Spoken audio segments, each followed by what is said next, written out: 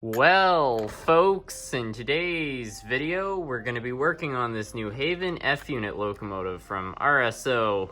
This locomotive was sent in from David's E to G scale, and upon testing all the locomotives which he sent, this one didn't seem to work for one reason or another.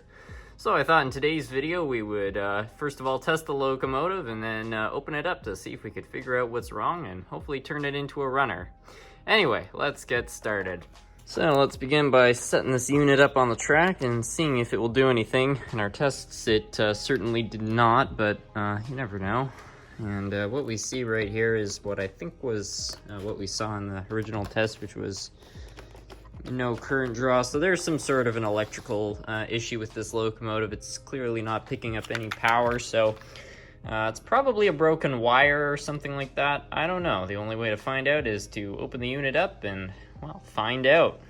Alright, so to begin disassembling the unit, we're just going to grab the shell from both the sides right here, and the whole chassis should theoretically pop out like it just did. And, well, we got some weights out of place, so those need to be reinstalled. But anyway, let's have a look here. That wire looks okay.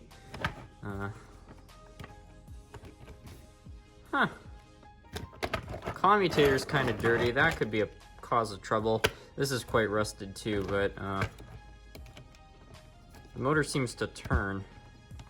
So I don't think that that's the cause of our problem. Why don't we get some leads here and try to probe the motor for electrical continuity. Alright, so we got some leads here, and you can see you got power in them there, so let's try. Well, it starts, so what we can determine off that is that the motor works, the brushes are doing their job and whatnot, but somewhere something is not. So it's either the red wire or the white wire. The only way to figure that out is to disassemble these trucks and see if we can find what's probably a broken wire, basically. I'm just gonna lift that off there. Let's see if we can spot. Sometimes the wires that go to these wipers can be broken. But in this case, that looks okay. Why don't we check the rear here, see if there's a problem with this truck. And oh, there's our problem. Can you see it? That wire right there seems to have become disconnected. This is not an uncommon thing. Solder just breaks over time from sometimes being in the heat, expanding and contracting, just, as homes heat up and cool down.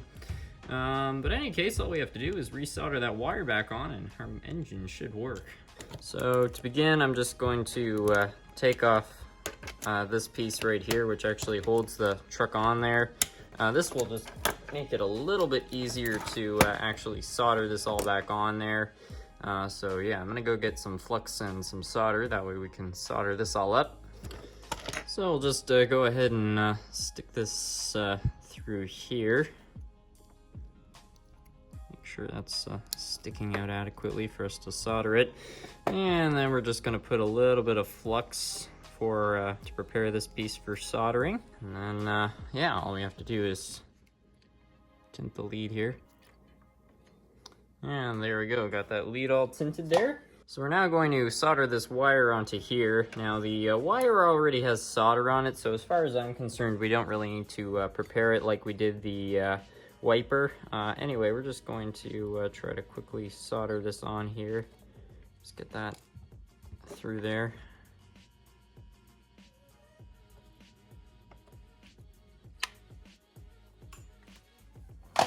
And there we go. So now we just need to feed all of this up through here, and that should be all good there. Make sure the wire's going through in the right spot there. Alright, we're just going to position the drive shaft there to get that into place like so. Alright. This right here should be for the wire, actually. Feed it up there.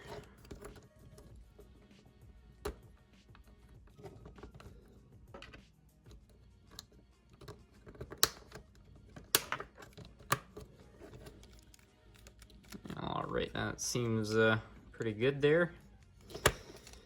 Anyway, let's reassemble this part.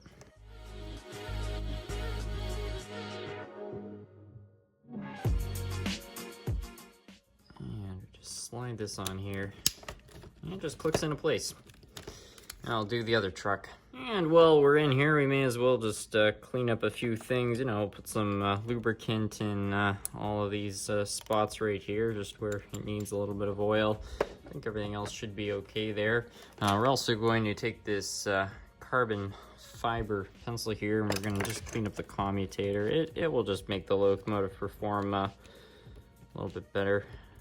So I got that all polished up. You can see it made a really big difference there. And now what we're going to do is we're just going to take this little piece of plastic and we're just going to run it through all the spaces on the commutator, just to make sure that there's nothing in those little spaces that shouldn't be there.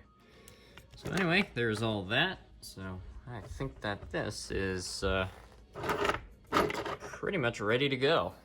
All right, so we got all the weights in. I think it's all looking pretty good there. So we're now going to put the shell on, and putting the shells on these F units is really just easy as taking them off. So you can make sure that it all kind of clicks into place. Make sure all those are looking good, and this thing is pretty much ready to go.